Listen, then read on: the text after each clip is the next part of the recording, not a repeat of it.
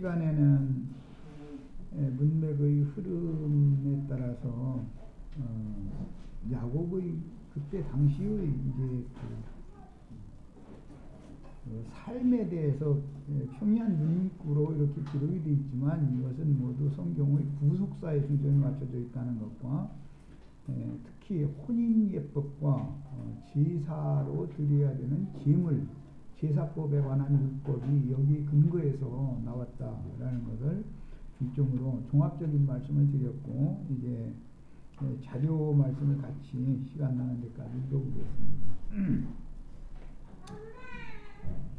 창세기 29장 하반부와 30장에서는 레아와 라헬이 서로 시기하여 경쟁적으로 자식들을 낳아서 야곱의 자녀들이 생육하고 번성하되 네 여자를 통해서 종실 부인은 이제 둘인데 거의 딸려 붙은 종들이 또 자식을 낳기 때문에 실제로는 이제 아내가 이제 넷이 되게 되었죠. 이런 것도 모두 다 이제 성경에서 말하고자 하는 큰 어떤 그림을 제시하고 있는 것이고, 그래서 구약 시대의 용어에는 그게 잘 응용이 안 되지만 가나안 땅에 목적을 뒀으니까 신약 성경에서는 땅 끝까지 나아가서 모든 족속에게 이렇게 표현을 하죠. 그런데 나가서 전도를 해서 사람을 얻어도 그 어떤 사람들은 정실 부인의 신분을 가진 교회를 주부를 하고 어떤 사람들은 종교회를 여종의 교회를 한다는 것이죠. 이것은 이제 갈라디아 5장에 나오는 말이에요. 여기는 이미 거기서는 대표적으로 사라와 하갈을 주인과 정실 부인과 첩, 종 관계로 이렇게 나눴는데 야곱도 마찬가지죠. 레아와 라헬은 정실 부인이지만 그 몸종들은 첩이잖아요. 신분이 다른 것이죠. 구약 시대에는 종의 신분과 정실 부인의 신분은 완전히 하늘과 땅인 거예요. 주인의 아들을 낳았다고 해가지고 그 종이 안방에 들어가는 일은 절대로 없죠. 사랑채 행랑채 중에 조그만 거 방 한 칸 지어주고 이러고 이제 자식 데리고 살고 그렇게 사는 거였었어요. 구약 시대는. 이런 이치를 잘 아셔야 돼요. 그래도 그 자식은 여전히 그 아버지의 씨를 가지고 있으니까 자식으로 대우를 구약 시대는 사실 안 해줬어요. 그러나 이제 사실은 그게 그 족보에도 우리나라 같은 경우 안 올리죠. 그냥 족보도 없는 거예요.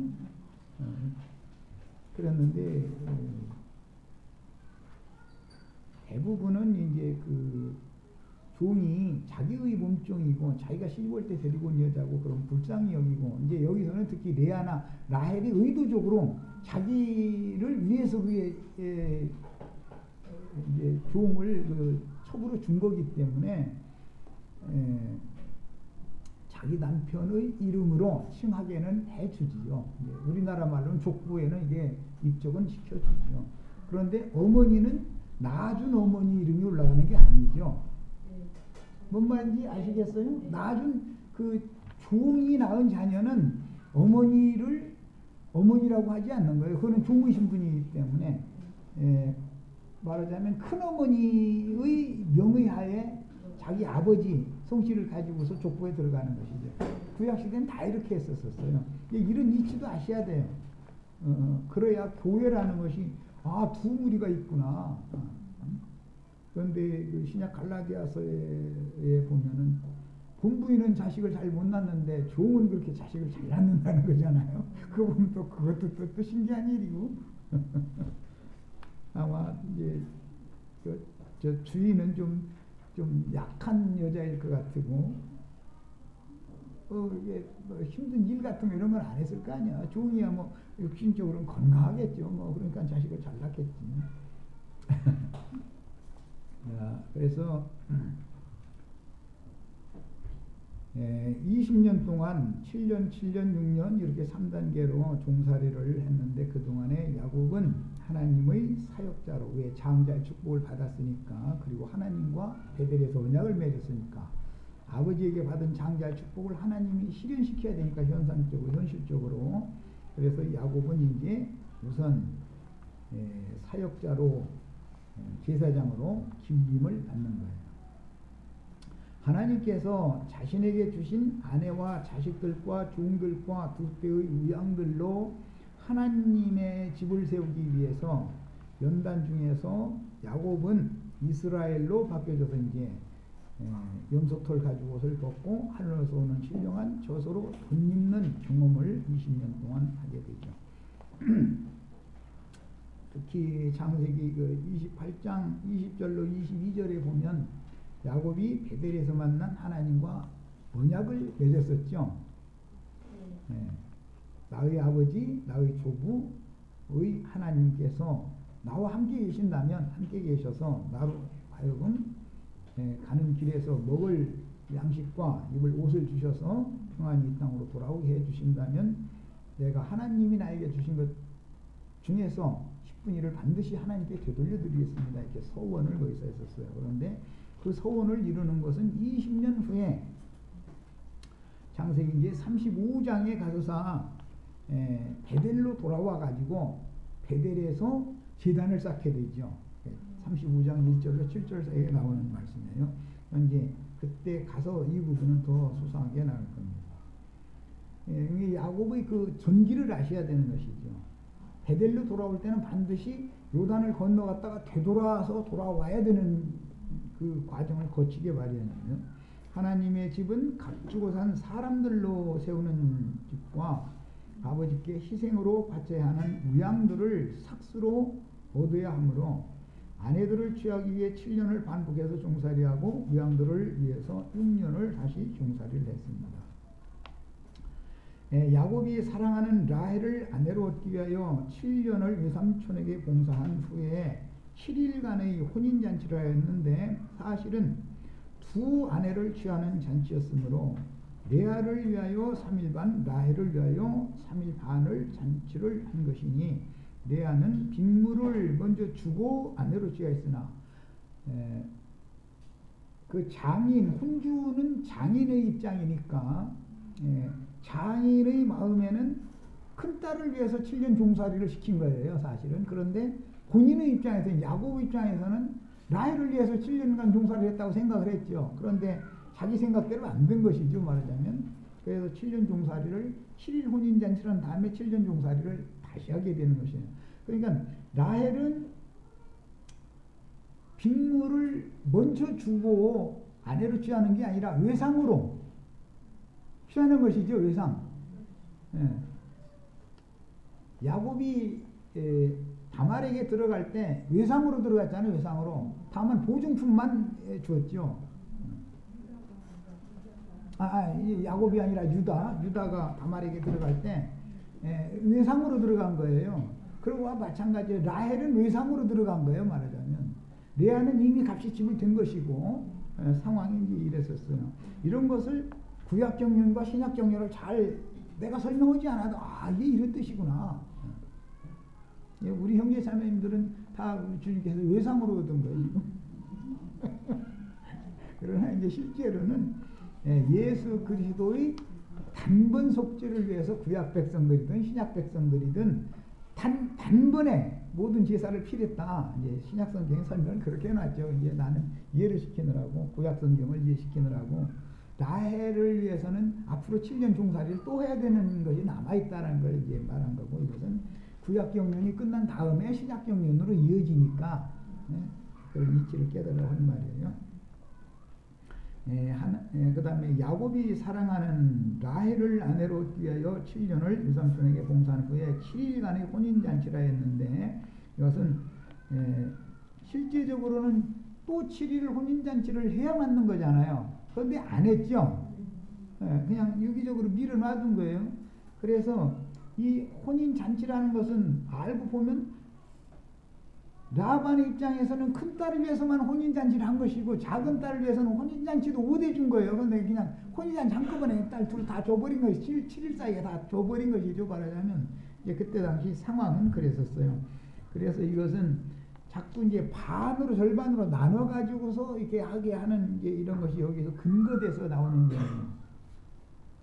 예수님이 3년 반 동안 사역을 했지만 다시 한 번의 기회를 이스라엘 백성들이 한 번 더 주죠. 사도들을 성령이 오셔서 사도들을 보내가지고 너희가 그렇게 고대하던 생명의 주를 죽였지 않냐. 그러나 그것은 너희가 모르고 그런 것이다. 하나님이 의도적으로 이걸 감춰놓고 한 일이다라는 말이죠.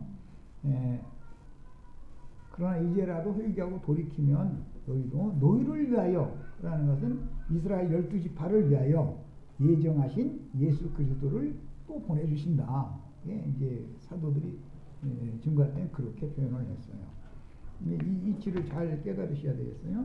그 다음에 언니를 위한 7일간의 혼인잔치를 한 것은 라반의 생각이고 야곱의 생각은 라헬을 위해서 7일을 혼인잔치를 했다고 생각했기 때문에 7일을 가지고 나눌 수밖에 없죠. 이제 그래서 3일 반 얘기가 여기에서 나오는 거예요. 모든 게 근거가 있어야 되는 거잖아요.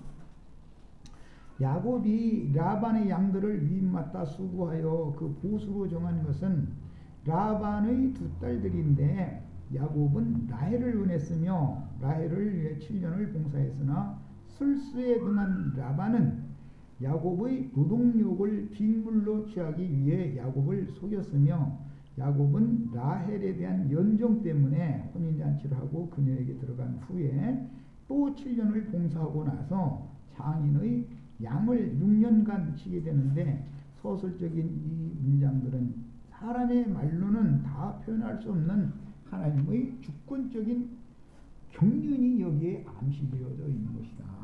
참 비밀스럽죠. 어린애 성경이라는 건. 여기에서 라반은 바로와 느부갓네살 왕, 예수님 당시에는 로마의 가이사 케잘이라고 그러죠. 줄리어스 케잘 얘기 읽어보셨죠? 위인전에 보면 그 줄리어스 케잘이라는 말은 로마의 황제를 칭하는 호칭이에요. 그런데 가이사라고 우리나라에서는 번역을 그렇게 했죠. 영문으로는 그게 이제 케잘이에요.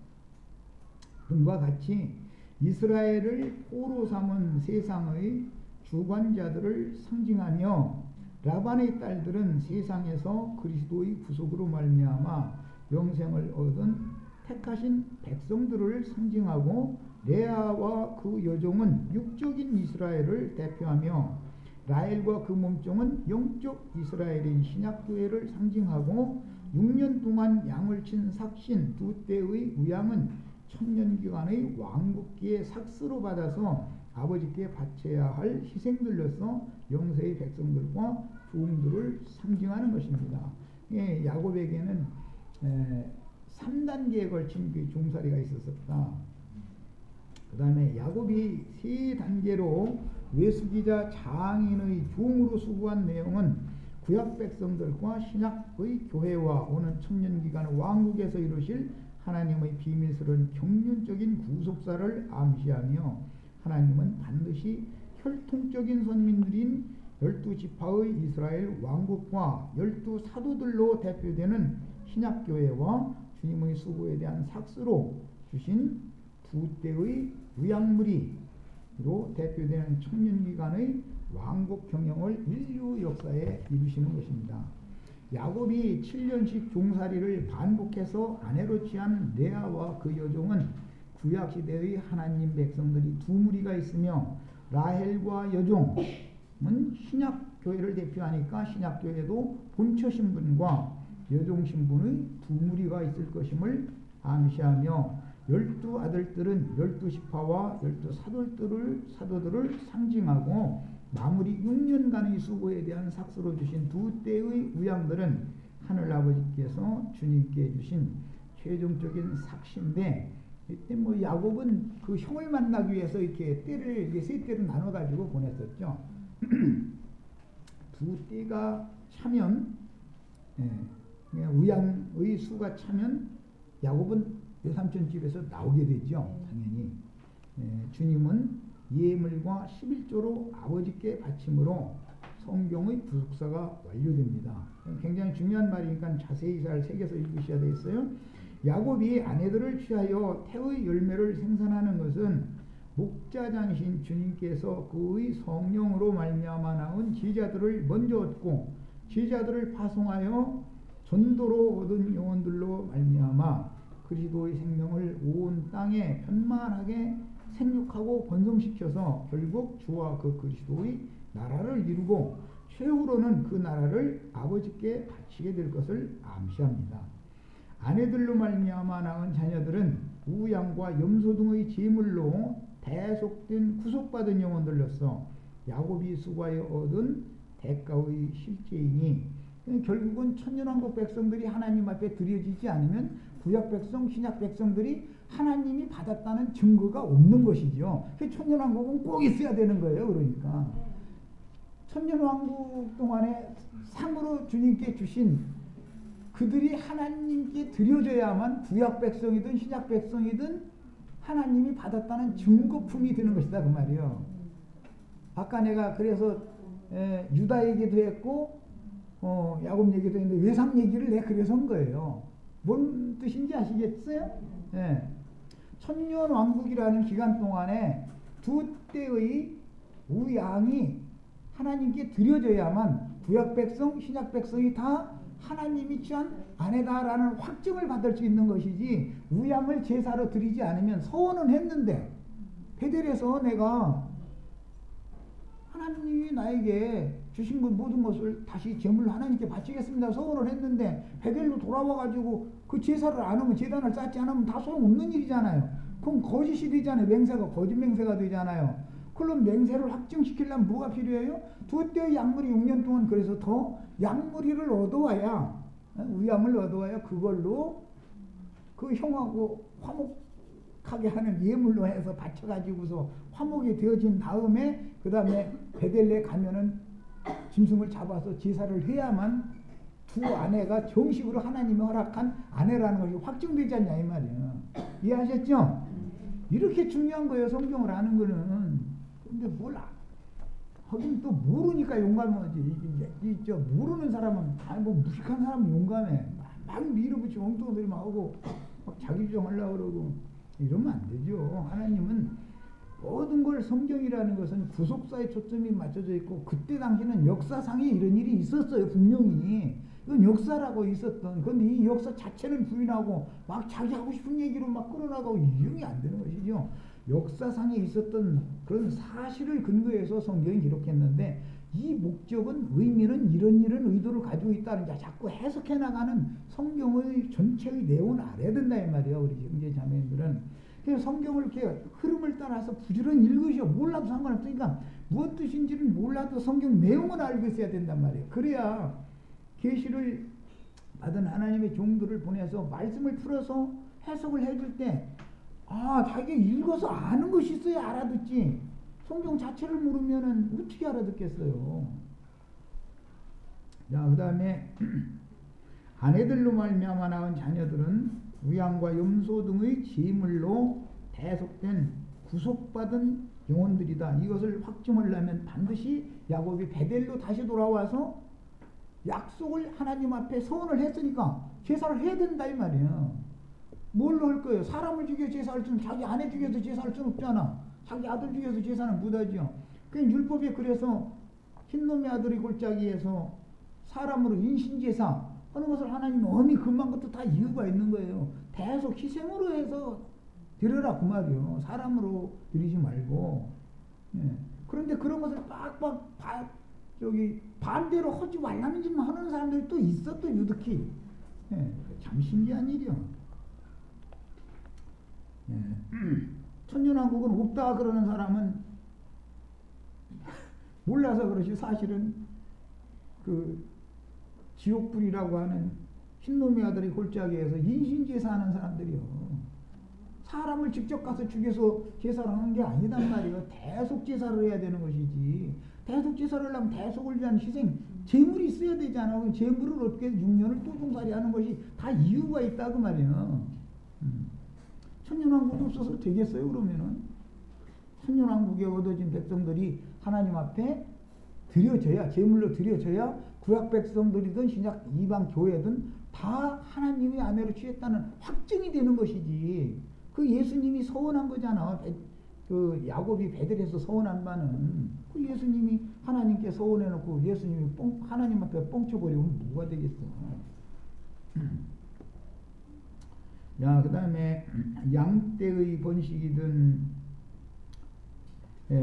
농사여든 곡식이든 이제 가나안 땅에 들어가면 이제 농사를 하니까 거기서 이제 곡식으로도 속죄 제사와 속건 제사를 이제 하게 되죠. 소제 제사라는 것이 추가되게 되는 것이에요.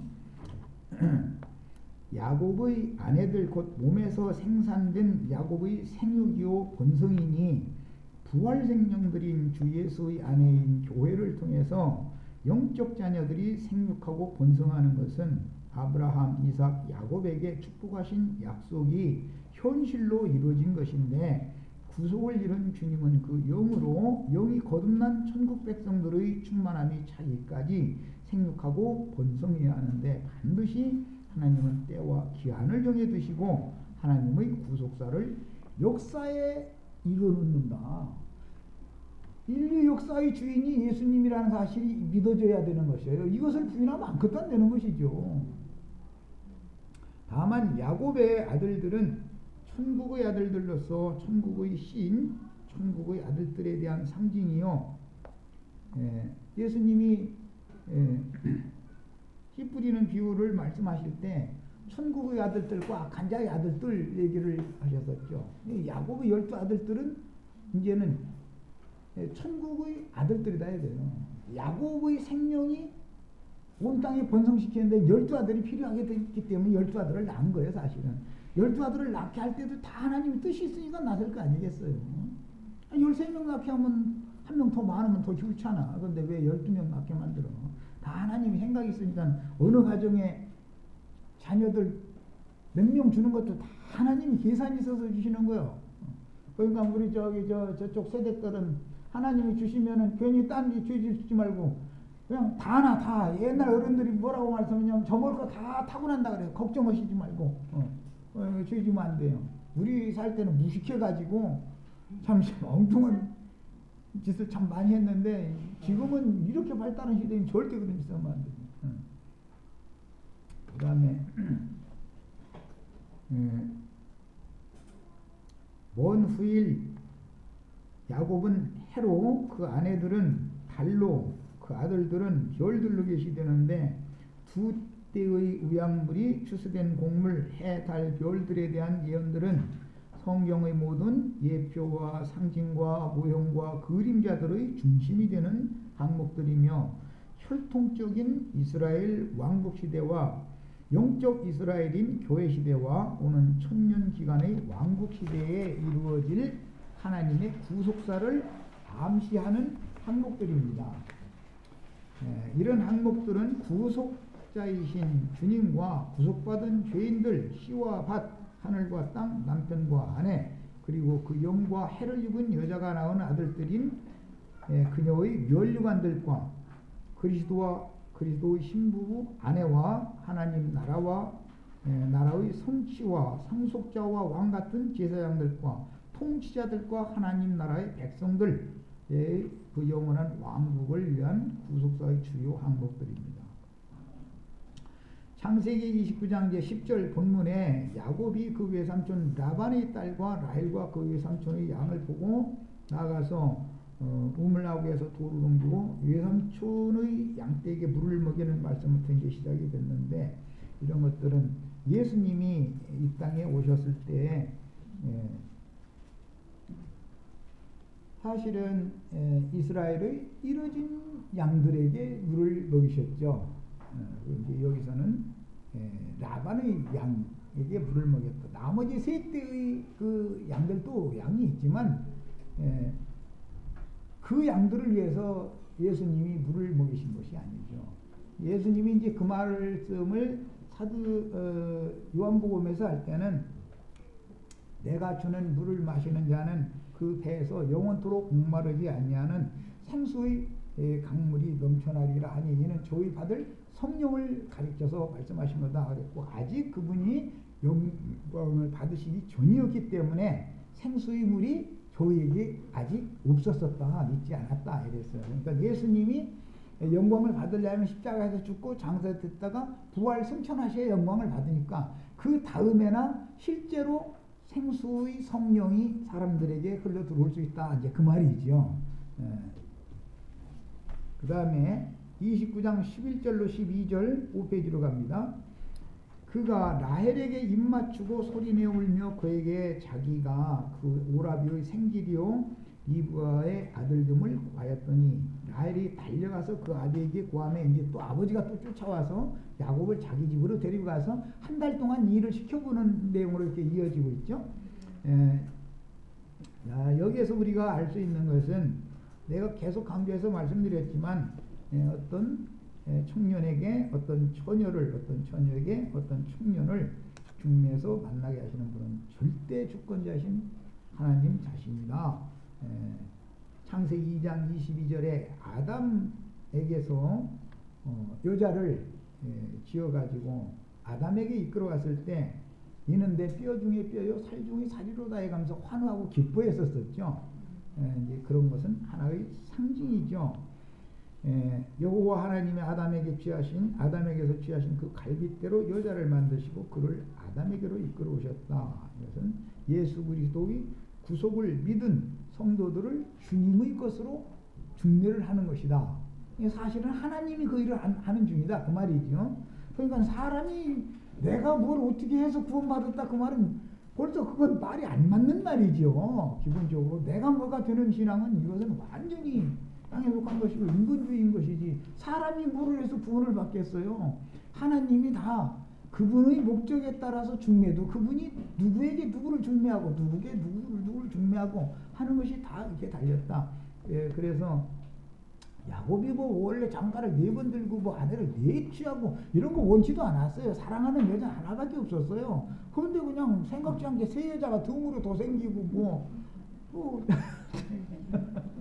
그런 게 다 야곱의 뜻대로 된 게 아니에요. 하나님의 목적을 위해서 하나님이 이렇게 하신 것이죠. 매사 다 그래요. 우리 가정사도 다 마찬가지예요. 젊은 부부들은 만나면은 살다가 보면 속상할 때도 있고 할 때가 있지만 하나님이 다 나에게는 이 사람이 제일 맞아서 이렇게 짝 붙여놨는데 내가 반항하고 하나님 앞에 반기 들었다 나는 큰일 나는구나 이것을 알아야 된다 이 말이에요. 하나님의 뜻을 거슬리고는 행복하지가 않은 거예요 절대로. 창세기 38장에서 유다가 그 자부인 다말에게 들어가기 위해서 몸값을 염소새끼 한 마리로 정하고 그렇게 흥정하는 상태를 해서 모하르라 그래요. 그것은 혼인을 위해서 흥정한다 그런 뜻이에요. 흥정해.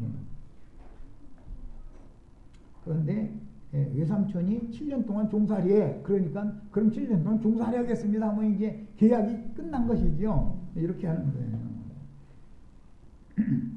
그 다음에 몸값을 염소새끼 한 마리로 정하고 보증물로 지팡이와 도장과 도장끈을 주었는데 이것은 혼례법인 빅물 혼수라고도 하고 규정에 따른 것이며 디나를 사랑했던 세겜성 하몰의 아들 세겜이라는 자가 당신들이 무슨 빅물과 무슨 예물을 요구할지라도 우리가 다 수응하겠다. 그 말은 2가지가 있는 것이죠. 하나는 빅물이고 먼저는 여자의 몸값을 야곱이 얼마를 내라 하면 우리 돈으로 다 내겠다. 이제 그 말이고 그 다음에 이제 예물이라는 것은 그 예단이라고 해서 별도로 그녀와 혼인이 약혼이 딱 되어지면은 그 함이라는 걸 우리나라 보내죠. 그 셈조고의 그 혼례법에 따라서 그 예단을 보내는 거예요. 그거를 가지고서 신부가 시집 올 때 옷을 지어서 입고 와야지 신랑 집에서 보낸 예단이 별로 많이 안 는다 해가지고 시장에 가서 비싼 돈 주고 예단 딴 거 끌어다가 옷 입고 왔다가는 못 들어오게 하는 거예요. 이제 신랑이 데려가질 않죠. 이제 이런 것이 다 상징들이요. 예수님이 우리에게 하늘이 보내신 선물로 예단으로 성령을 보내신 거잖아요. 그런데 성령의 뜻대로 성령으로 말미암아서 우리 영혼이 온전한 구원을 이루어서 신령한 새 옷을 입고서 주님께 가야지 세상 사람들이 왕복이나 너희가 무엇을 보려고 뭐 광야를 나갔더냐 뭐 이건 광야는 갈 데가 있고 또 왕궁에는 왕궁 중에 화려한 부드러운 옷 입은 자들은 왕궁에 있느니라 그러는데 사람의 눈에 따라서 헤롯 왕이 입고 거두름 피는 그런 옷 입고 시집가려고 해가지고는 안 된다 이거예요. 하나님은 절대 그런 걸 원치 않는 거예요. 예, 이런 원리를 아셔야 돼. 혼례법이라는 게 너무 중요한 거예요. 사람의 어떤 것, 사람이 생각할 때 좋은 거, 이것이 이걸 갖다 바치면 하나님이 더 이뻐하시겠지. 막 이 옷 입고 시집 가면 막 우리 저 시아버지께서 막 더 환호해 주시겠지. 이런 생각은 큰일 난단 말이에요. 사람의 어떠함을 자꾸 끼워 넣으려고 하면 안 되는 거예요, 무조건. 시작도 그분이 하는 것이고 끝도 그분이 맺는 거예요. 다 그분께 모든 것을 이렇게 맡겨야 되는 거예요. 믿음이라는 게 뭐예요? 그분께 모든 걸 의지하고 맡긴다. 그런 말인 것이지. 내가 뭘 한다. 내가 막 하면 하나님 기뻐하시겠지. 이거는 완전히 자꾸 이 세속교계의 어떤 사람들은 그런 땅에 속한 사람의 생각, 그게 짐승 제사를 드릴 때도 사울왕이 생각할 때는 아말렉이 기르던 짐승 좋은 것 갖다 바치면 막 하나님이 잘 받으실 줄 알았는데 그거 끌고 오는 바람에 왕권을 뺏겨버리잖아. 그거 안 끌고 왔으면 멀쩡히 왕인 그냥 그거 안 끌고 왔으면 왕이잖아. 그런데 그놈 보고 끌고 와가지고 괜히 왕위를 뺏겨버리잖아. 이게 뭔 소리겠어요. 아까 그 레아와 라헬 두 딸을 다 야곱에게 주는 얘기가 먼 후일 사울왕이 메랍이라는 큰 딸과 미갈이라고 하는 작은 딸 둘 다 다윗에게 주지요. 앞에 뭔 일이 있기 때문에 구약 성경에도 이미 그런 창세기 기초를 알아야 돼. 성경에 그런 일이 있으니까 역사상에 그 일이 또 있는 거예요. 실제로 여기서는 야곱이지만 이스라엘이 바라는 구원자는 다윗이거든요. 역사상에 실현된 사람은 다윗인 거예요. 여기 예수님을 상징하는 사람이니까. 그래서 이스라엘은 메시아가 올 때 다윗의 자손이 올 거라고 알고 있었어요, 이미. 그러니까 다윗 집이 세워지는 것이 이스라엘의 회복이단 말이에요. 이스라엘 사람들이 신앙이요, 이게. 이런 모든 이치를 알아야 돼. 그러니까 야곱은 구약시대 사람들로 볼 때 지나간 그림자이고 다윗은 실현된 현상이고 이스라엘 나라가 그게 이루어진 사실이단 말이에요. 이런 것처럼 신약시대도 마찬가지예요. 육신으로 오신 예수는 죽으려고 온 거잖아요. 사실은 성령으로 오신 예수만이 살리려고 온 거기 때문에 언제나 이런 두 단계를 꼭 왜 그렇게 나오는지를 아셔야 되겠어요. 뭐 자꾸 딴 데로 갔는데 이제 이거 더 읽어보겠습니다. 룻기에서 룻을 보아스의 밭으로 인도하여 만나게 하신 것으로도 계시했으며 우리 기우 형제가 그냥 헤라자매를 소녀 때 대학생 때 봤다는데 그렇게 대학 졸업하고 나서도 그냥 그 쫓아다니게 한 것은 왜 그런 거야? 하나님이 그냥 피를 꽂히게 만들어 놔가지고 못 잊게 만들어 버리는 거예요. 시간이 그렇게 오래 지났는데도 계속 쫓아가서 장인 장모님 보고 놔달라고 자꾸 했다니까 장인 장모님이 귀찮으니까 알았다 그랬겠지 뭐. 그래가지고 허락했겠지. 이게 다 하나님의 중매 방식이라는 걸 아셔야 돼요. 하나님을 알아야 돼. 여기에서 하나님의 어떤 주권적인 행사에 대해서 소홀히 여기고 함부로 방자 행했다가는 큰 코 다친단 말이에요. 사람이 그런 걸 알고 살아야 돼. 인생을 살 때 그게 인생 경영을 제일 잘하는 사람이요. 멋대로 해가지고 뭐 하면 큰 버린 놈 같으면 가만 놔둬 버리겠지만은 하나님이 택한 자녀 같으면 가만 놔두들 안 해. 그걸 아주 박살을 내버리지. 그러고는 막 콧물 눈물 흘려가면서 전부의 의지 없어서 소리가 절로 나오게 만들어버려. 그러고서는 그 버러쟁이 다 싫은 말이야.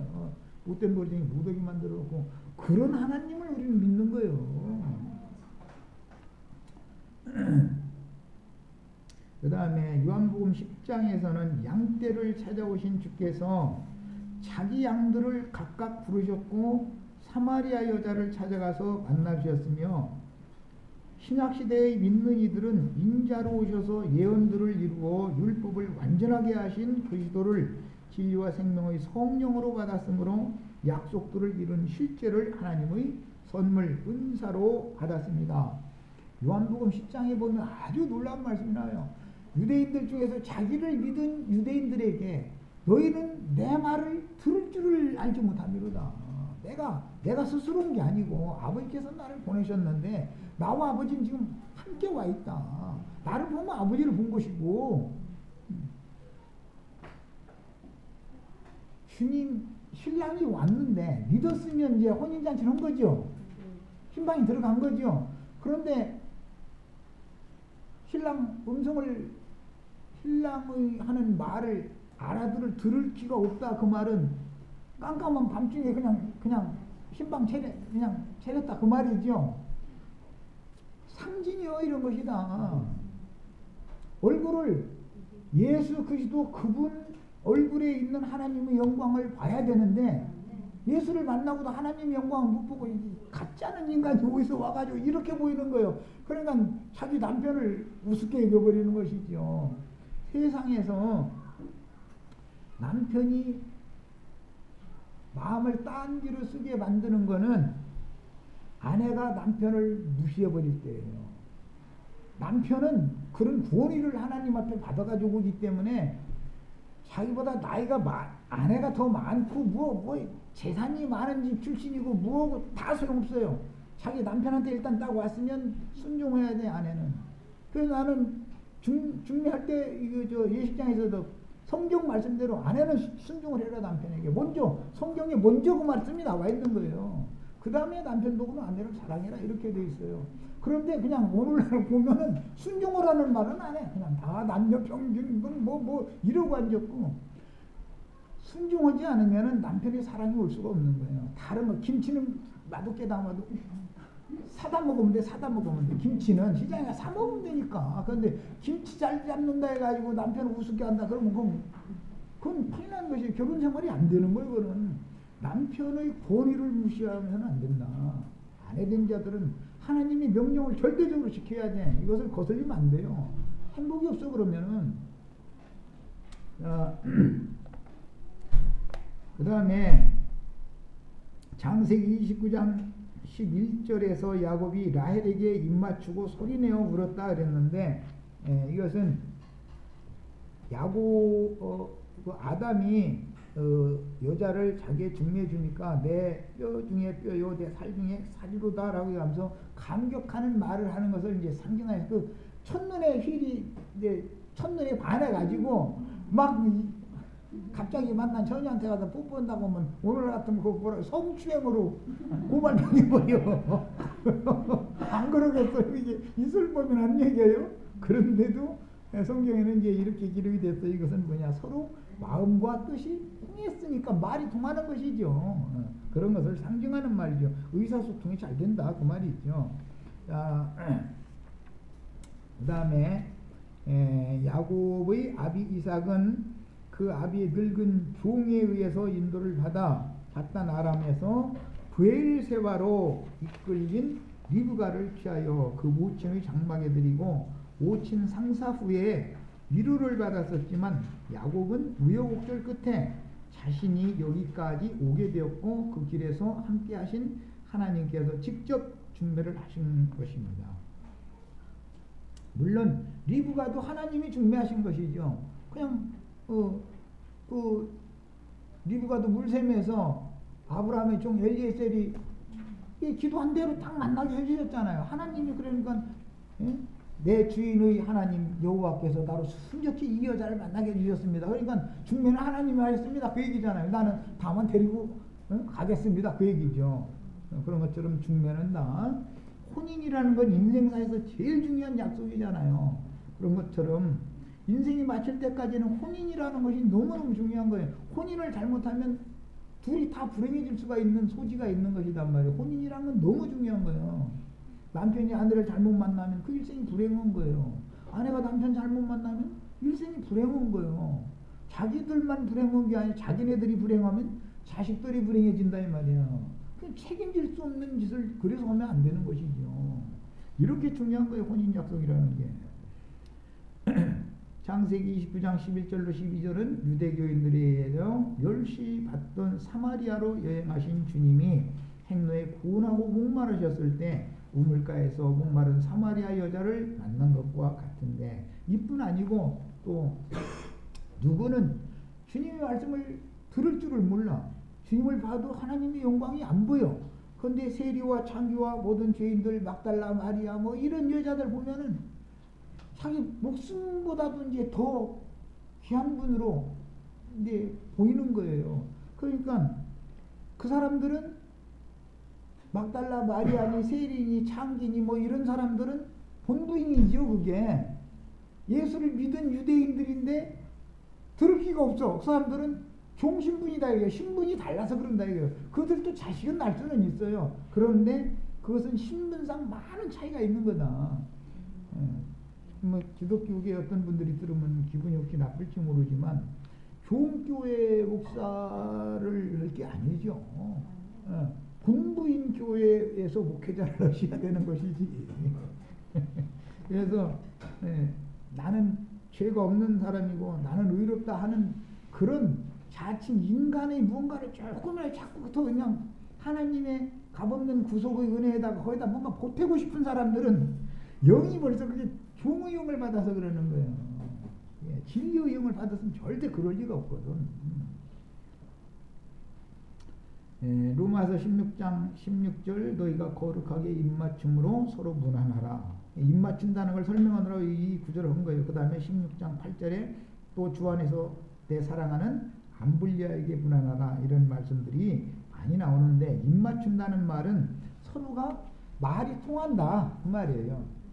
세상에서도 저 형사들이 공범을 잡아다 놓고서 뭐 이게 따로따로 떼놓고 조사를 하다가 요놈들이 이거 입맞췄구만 그러죠. 그 입맞췄다는 말은 무슨 뜻이요? 말을 서로 이렇게 하자고 짜놨다 그 말이잖아요. 그게 서로가 통해야 그게 입이 맞춰지는 거 아니겠어요? 그런 뜻이에요. 잘못했다가는 총각이 어떤 처녀 불가에서 만나고 갑자기 달라들어 입 맞췄다 그러면 완전히 성추행이지. 그런 식으로만 생각하면 안 되죠. 그때 당시 이제 그 셈족속들은 반가운 사람을 만나면 서로 이렇게 호응을 하고 입도 맞추고 하면 이제 그런 것이 그들이 생활했다는 걸 알 수가 있고 오해하시면 안 되겠어요. 그 다음에 13절에는 라반이 그 생질 야곱의 소식을 듣고 달려와서 그를 영접해서 안고 또 입맞추고 자기 집으로 인도하여 드렸다. 그래하면서 그가 이제 하는 말은 너는 실로 내 혈육이로다 라고 그렇게 표현을 하죠. 14절 15절에 나오는 말인데, 이 말은 자세히 들어보니까 내 누이 동생 리브가의 아들이 맞구나 그 말이죠. 이게 너희 아버지는 누구며 너희 어머니는 누구며 이런 걸 자세히 들었을 거 아니에요. 그리고 이제 그 보증할 사람이 거기 가치가 있죠 지금. 왜냐하면 그 라반의 집에서 리브가의 유모로 살던 사람을 딸려보냈다가 같이 왔으니까 유모가 같이 데리고 왔으니까 보증이 딱 되는 것이죠. 뭐 말할 것도 없죠. 그러니까 이제 이거는 우리가 예수를 믿으면 다 구원받았다고 다 그러지만 주님 앞에는 확인 확증이 필요한 거다. 다 거듭났다고 다 하나님이 아니라고 그러지. 아니 난 거듭 안 났다고 그런 사람은 이 세상에는 뭐 저 예배당에 다니는 사람 그런 사람은 없으니까. 그런데 여섯째 날 거듭나는 사람 또 생겨버려. 이게 참 신기한 일이죠. 나 거듭 안 났다고 하는 사람은 하나도 없어요. 그런데 확인을 해보면은 아닐 수가 있죠. 그 확인을 하는 거예요. 그 사람 정신을 잡아가지고 첫 번째 자기의 혈육인지 피가 통하는 사람인지를 확인해 보잖아요. 그런데 뭐 나 여섯째 날 거듭났어요. 그럼 이거 너는 내 혈육이 아닌데 당연히 그러겠죠. 그거 뭐 말 것도 없죠.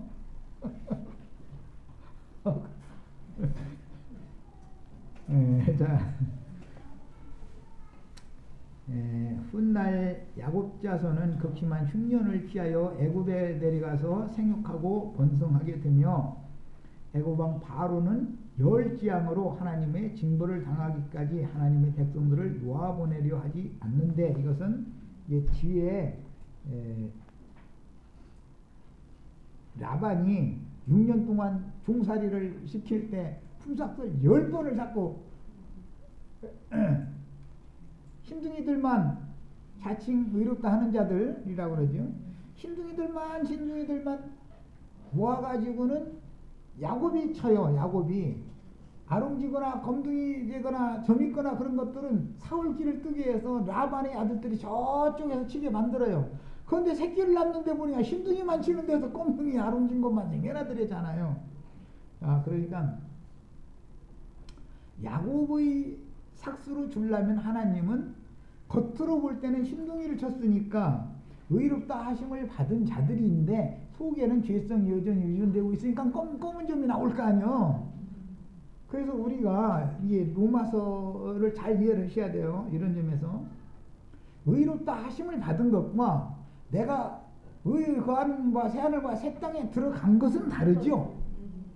오늘 우리는 의롭다 하심을 받았지만 예수를 믿음으로 의롭다 하심을 받았어요. 야곱의 양이 분명히 야곱에게 맡겨졌어요. 신둥이들이요.